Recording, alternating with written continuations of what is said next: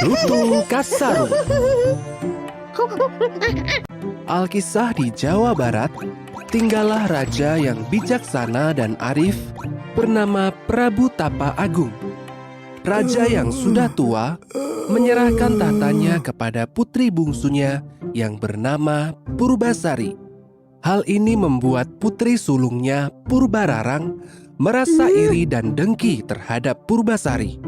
Sejatinya, tradisi penyerahan tahta diserahkan kepada putri sulung.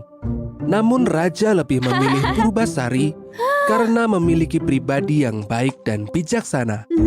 Bersama tunangannya, Raden Indrajaya, Purbararang merencanakan sesuatu yang jahat untuk merebut tahta dari Purbasari. Mereka pun menemui dukun sakti bernama Nironde untuk meminta ramuan jahat. Campurkan ramuan ini ke dalam minuman Purbasari. Maka ia akan mendapatkan penyakit aneh. Terima kasih, Nek. Terimalah emas ini. Sesampainya di istana, Purbararang mencampurkan ramuan jahat itu ke dalam minuman Purbasari. Purbararang segera menemui Purbasari yang ada di taman. Hai, Dik. Ini kubawakan minuman menyegarkan untuk sang ratu. Ah, kakak bisa saja. Terima kasih, Kak. Ah, segar sekali minuman ini. Belum habis minumannya, tiba-tiba tubuh Purbasari dipenuhi dengan bintik hitam. Ya, apa ini? Kenapa dengan tubuhku? Purbararang segera berlari mengadu ke raja atas apa yang terjadi pada Purbasari. Lihatlah, Ayahanda. Inilah akibat dari melanggar tradisi yang sudah ada. Tahta itu seharusnya untuk aku. Para leluhur pasti murka. Jangan-jangan sebentar lagi kerajaan ini juga terkena kutukan. Terhasut oleh perkataan Purbararang, raja pun menyerahkan tahta kepada Purbararang. Sementara itu, diantar oleh Patih Uak Batara, Purbasari diasingkan ke hutan demi menghindari kutukan. Di dalam hutan, sang patih membuatkan sebuah pondok untuk Purbasari. Jangan khawatir, Putri Purbasari. Tabahkan hatimu. Cobaan ini pasti segera berlalu. Aku akan selalu membawakan makanan untukmu. Terima kasih, Paman. Aku jadi merasa lebih tenang. Untuk menghibur diri, Purbasari sering bermain dengan hewan-hewan di sekitar pondok. Hingga suatu saat, ketika sedang bergurau dengan hewan-hewan, sepasang mata nampak sedang mengawasinya. Sepasang mata itu pun keluar dari persembunyiannya. Rupanya seekor kera hitam berekor panjang atau lutung. Ya, monyet, monyet. Jangan serang aku. Jangan takut, Tuan Putri. Aku tak akan mengganggumu. Purbasari tersentak kaget. Lutung itu bisa berbicara. Aku sebenarnya Guru Minda, putra Sunan Ambu dari Hayangan. Oleh karena aku membuat kesalahan, aku dibuang dalam wujud seperti ini dan kesasar di hutan ini. Merasa senasib, mereka pun berteman. Purbasari memanggil Guru Minda dengan Lutung Kasarung, yang berarti lutung yang kesasar. Wah, Lutung sering membantunya untuk mendapatkan buah-buahan. Hingga suatu malam purnama, Lutung Kasarung nampak berdoa. Ternyata ia meminta pada Yang Kuasa untuk bisa menyembuhkan penyakit Purbasari. Doanya pun terkabul. Tanah di sekitar lutung tiba-tiba dipenuhi dengan air jernih, sejuk, nan harum, dan menjadi sebuah telaga. Esok paginya, ketika matahari menyingsing, lutung mengajak Purbasari ke telaga tersebut.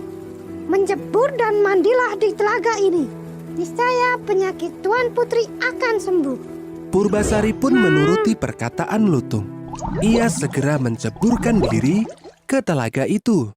Perlahan-lahan, bintik-bintik hitam yang memenuhi badan Purbasari mulai menghilang. wah, Tubuhku telah kembali bersih. Terima kasih sekali, Lutung. Kamu sungguh baik. Sama-sama Tuan Putri. Suatu hari, Patih Uwak Batara hendak mengantar makanan ke Purbasari. Sesampainya di pondok Purbasari, Patih dikejutkan oleh penampakan Purbasari. Hah, Putri? Anda sudah sembuh. Penyakit itu telah hilang. Iya, Paman. Ini semua berkat si Lutung.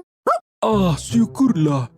Berarti Tuan Putri bisa kembali lagi ke istana. Maaf, Paman. Sepertinya aku harus menolak ajakan Paman. Apa maksud Tuan Putri? Aku sudah betah untuk hidup di sini. Aku merasa nyaman tinggal bersama teman-teman di hutan. Tapi, Tuan Putri, Raja tentu akan sangat merindukanmu. Mohon pertimbangkan lagi. Baiklah. Tapi dengan satu syarat. Lutung Kasarung ikut bersamaku kembali ke istana. Tentu saja, Tuan Putri. Maka, Purbasari pun kembali ke istana. Betapa terkejutnya Purbararang melihat penampilan adiknya yang telah sembuh dari penyakit aneh itu. Kau mungkin sudah sembuh adikku, tapi tidak semudah itu untuk masuk kembali ke istanaku. Aku mempunyai 2 syarat untuk menguji siapa yang lebih baik di antara kita. Yang pertama, kita uji rambut siapa yang lebih panjang. Purbasari nampak was-was. Rambut kakaknya itu selalu lebih panjang dari rambutnya. Kita lihat siapa yang lebih baik. Benar saja, rambut Purbararang jauh lebih panjang ketimbang Purbasari. Lutung yang menyadari kekalahan Purbasari segera berdoa. Seketika, rambut Purbasari nampak tumbuh memanjang, melebihi rambut Purbararang. Kau boleh saja memenangkan lomba ini, tapi berikutnya aku yang akan menang. Yang menang akan menjadi ratu, dan yang kalah harus pergi dari istana ini. Lomba kedua, adu ketampanan dan kegagahan pasangan. Purbararang yang telah memiliki tunangan, Raden Indrajaya, yang terkenal ganteng dan gagah, nampak percaya diri akan memenangkan lomba itu. Tanpa disangka, Purbasari menunjuk Lutung Kasarung sebagai pasangannya. Purbararang dan Raden Indrajaya tertawa terbahak-bahak melihat pasangan Purbasari yang seekor lutung. Pasangannya Lutung. Merasa diremehkan, Lutung Kasarung berdoa kembali untuk dikembalikan ke wujud semula.